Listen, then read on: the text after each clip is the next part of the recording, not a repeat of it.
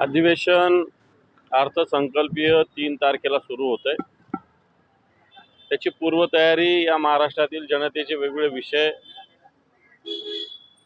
या सरकारच्या चुका, त्याच्यावर शिवसेनेनं जनतेच्या प्रश्नावर कशा पद्धतीनं आक्रमकतेनं भूमिका मांडणं, मग बीडचं प्रकरण असेल, परवाचं पुण्याचं प्रकरण असेल, मुंबईमधील जागा सगळ्याच्या सगळ्या जागा अदानीला देण्याचा विषय असेल, शेतकऱ्यांचे विषय असतील, या सगळ्या विषयाला घेऊन शिवसेना म्हणून ताकदीनं या अधिवेशनात एक महाराष्ट्रातील जनतेच्या भूमिका, जनतेच्या हिताच्या भूमिका मांडण्याच्या संदर्भात मान्य पक्षप्रमुखांनी सर्व विधिमंडळाच्या सदस्यांना विधानसभा आणि विधान परिषदेच्या सूचना केलेल्या आहेत। तशा पद्धतीनं आम्ही तयारीला लागलेलो आहोत आणि या विषयासाठी आज बैठक मान्य पक्षप्रमुखांच्या अध्यक्षतेखाली झालेली आहे। निश्चित येणाऱ्या अधिवेशनामध्ये शिवसेनेचे सर्व आमदार परिषदेचे असतील किंवा सभेचे असतील, दोन्ही सभागृहातील आमदार एक शिवसेनेच्या, भले आमची इकडे सदस्य संख्या 20 असेल, इकडे 7-8 असेल, जी काय असेल ही ताकद घेऊन या सरकारवर आम्ही तुटून पडण्याची भूमिका आम्ही घेतलेली आहे। विरोधी पक्ष नेते संदर्भात काय नेमकी चर्चा झालेली आहे? विधानसभेत विरोधी पक्ष नेते पदावरती दावा करणार आहे?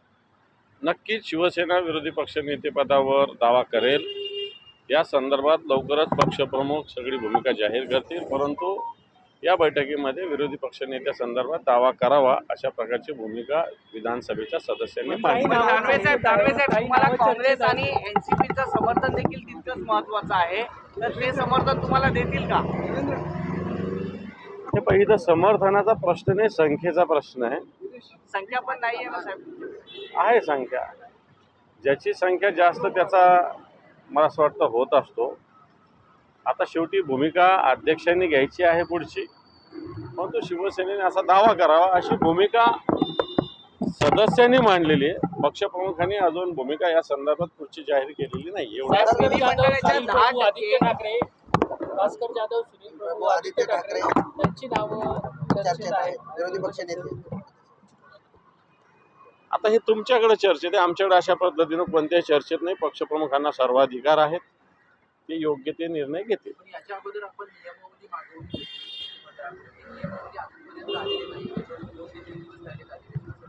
बरोबर आहे, सरकारची किंवा विधानसभा अध्यक्षांची भूमिका काय आहे, त्यांनी ज्या संभ्रमित भूमिका जाहीर केलेल्या आहेत त्या धर्तीवर आम्ही आत्तापर्यंत नाव दिलेलं नाही, कारण या सरकारची मानसिकता काय हे समजून घेण्याची आवश्यकता आहे आणि मानसिकता लक्षात घेऊन शिवसेना उद्धव बाळासाहेब ठाकरे पक्ष आगामी काळात भूमिका घेईल। ठळक घडामोडींसाठी देशोन्नती न्यूज चॅनलला सबस्क्राईब करा आणि बेल आयकॉन प्रेस करा।